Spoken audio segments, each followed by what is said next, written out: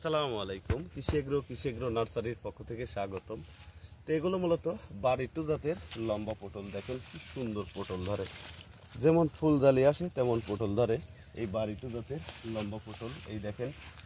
সমস্ত জমি আমি ঘুরে ঘুরে দেখাবো আমাদের যে বাড়িটু জাতের লম্বা পটল। তো এই বাড়িটু জাতের লম্বা পটল মূলত উঁচু জমিতে চাষাবাদ করতে হয়, যে জমিতে বন্যার পানি বা বৃষ্টির পানি জমে না, এমন জমিতে আপনারা বাড়িটু জাতের লম্বা পটল চাষাবাদ করতে পারবেন।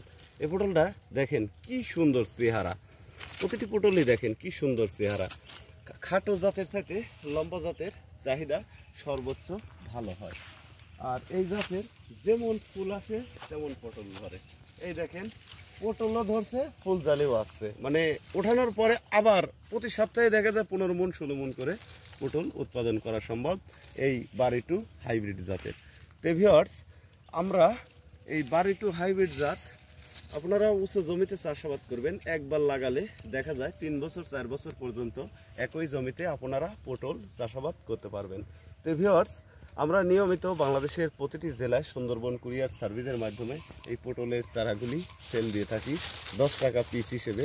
আপনারা এই জাতের চারা নিতে চাইলে অবশ্যই স্ক্রিনে দেওয়া নাম্বারে যোগাযোগ করবেন। আর ভিডিওটি অবশ্যই একটি লাইক, শেয়ার, কমেন্ট করবেন। আসসালামু আলাইকুম।